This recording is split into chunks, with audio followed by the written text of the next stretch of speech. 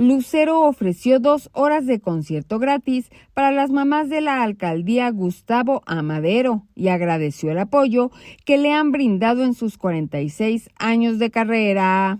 Tal vez muchas otras se acuerden de esas épocas en las que de alguna manera pues empezamos a crecer todas juntas.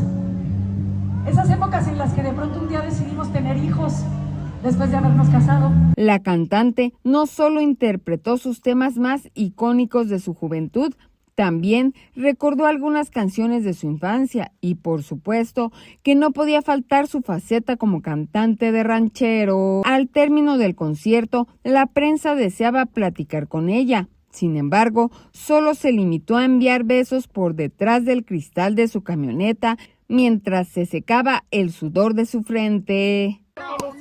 Aquí baja la ventana, más, por favor. Un minutito, Lucero. La ventana abajo, Lucero, para el 10 de mayo, por favor.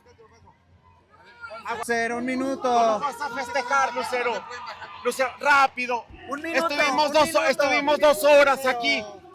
Estuvimos 3 horas, por favor. Un minuto, por favor. Un minuto, por favor. Estuvimos todo el día.